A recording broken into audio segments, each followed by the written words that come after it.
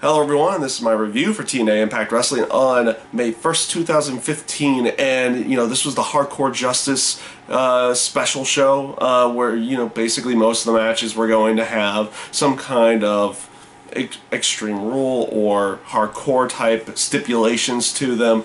So to go off ahead and they started the show off, like quite literally started off the show with the six-man tag team street fight with the Hardys and Davey Richards versus the Revolution.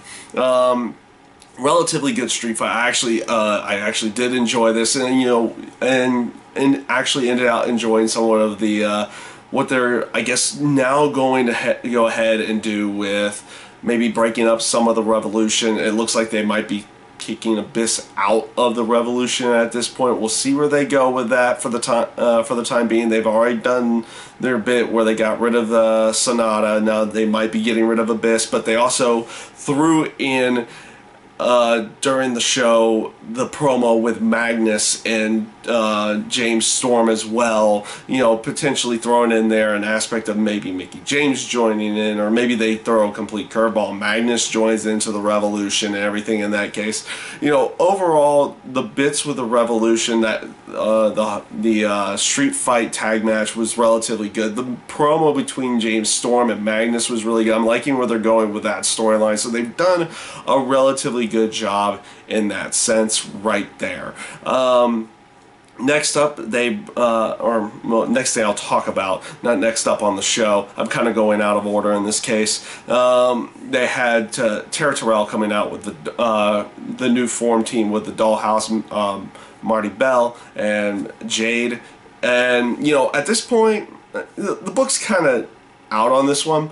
I'm not too sure whether or not I'm going to like the Dollhouse, or whether whether it's going to be good or whether it's going to be bad. Tara Terrell's always been good in the ring. I liked, and the match with her and Brooke was a very basic way of trying to get some steam behind the Dollhouse and what they're going to be in this case. I think the aspect that they maybe have messed up on with this new faction being made was how fast they interjected both Gail Kim and Awesome Kong into this case. This is a newly formed faction. Typically, factions, when they get formed in there, they have a grace period where they're building and building and building and building, building steam, getting one over on everybody until, either two former enemies or rivals team up or something,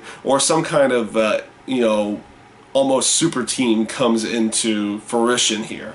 I think they did that way too fast, because they just made the Dollhouse last week. Now they're already putting them into a situation where they're almost backpedaling a little bit and getting surprised by Awesome Kong and Gail Kim in this case. So you kind of wanted them to, do the old aspect with when a faction's built up. Like when the Shield was there, no one really touched them for the longest period of time. You didn't really have any super teams being made, or no one made them backtrack. Or even when the Revolution was being formed, they didn't have any backtrack for a period of time until these teams kind of got in there. But now they're really running really quickly into Gail Kim and Awesome Kong going up against the Dollhouse in this case. So like I said, books out. Books still opened on this one. Whether or not it's going to be good, it should be. Hopefully, it'll be an interesting and fun thing to watch, but who knows in this case. The X Division title match, which was a ladder match, Tigre Uno, Kenny King, Rockstar Spud, Anderson as well in there. Relatively good ladder match, and actually some decent story building going in there to continue on with Rockstar Spud and maybe his little portion with the BDC over the X Division title. Obviously, he had taken it from Low Ki about a month ago, and now they have it where Kenny King basically steals the title back, having Homicide come out there and help him in the ladder match. That was a relatively good way of doing it. I actually, and again, like I said, it was a relatively good ladder match. Nothing really bad to say in that case. And, you know, continuing on with the BDC in this one, you had, because they did one good thing there by putting the X Division title on Kenny King. That's the whole aspect of around them. They're trying to make like all the titles their own, and everyone is like the one champion at that point. So I kind of like where they're going there with that aspect of the BDC. The one thing I didn't really like was the Low Ki Drew Galloway match. It was the pipe on a pole match, or what I call now insert random object on a pole match. I'm not a big fan of those matches, and I wasn't a big fan of how they decided to do it this time around, because they basically made the pipe completely like useless, and that had been the main thing around the whole Low Ki and Drew Galloway spot, has been that particular pipe.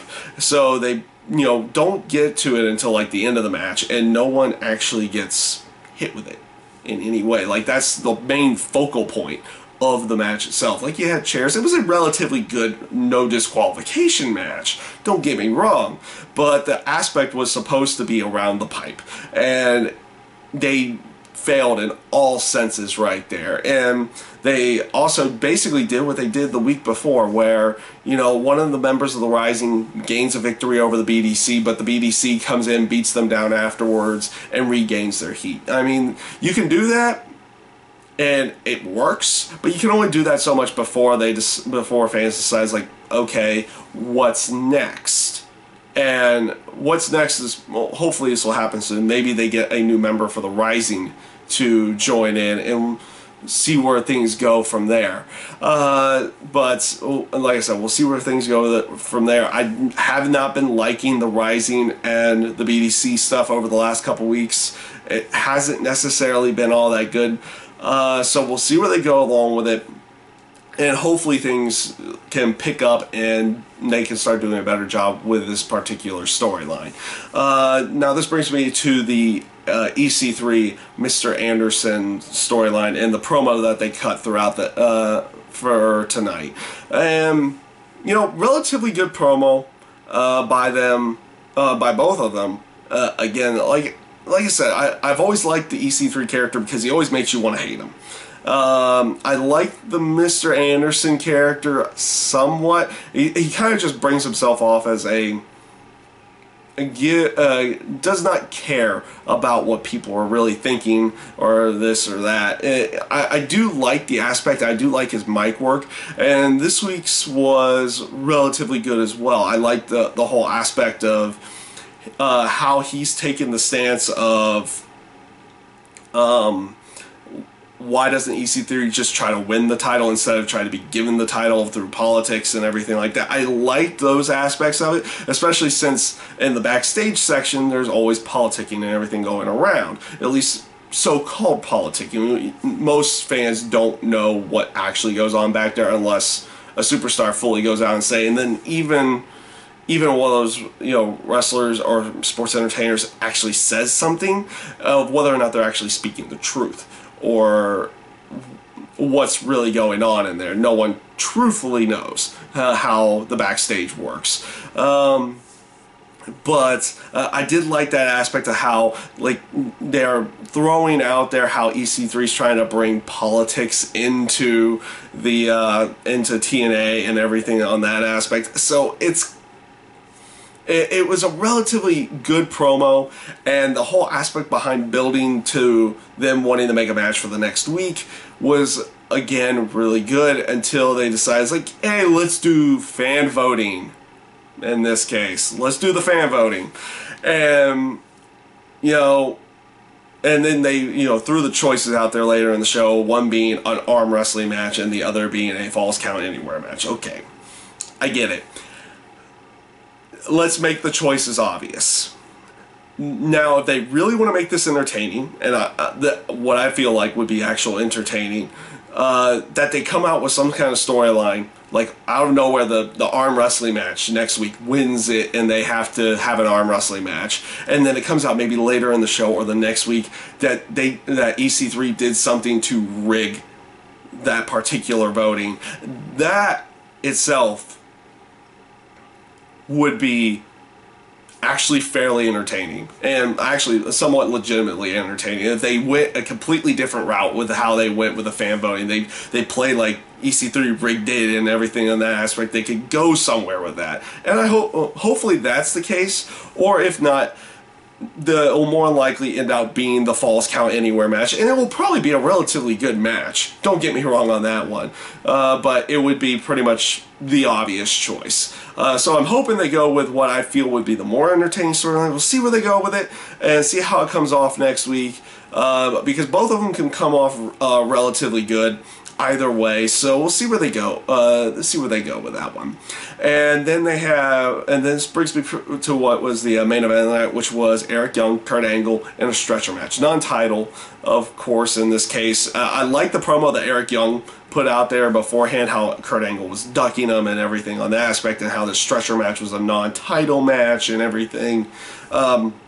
Relatively good promo, and there a good backstage promo as well by Kurt Angle, basically saying like how vicious he's going to show Eric Young how vicious he can end up being in this match.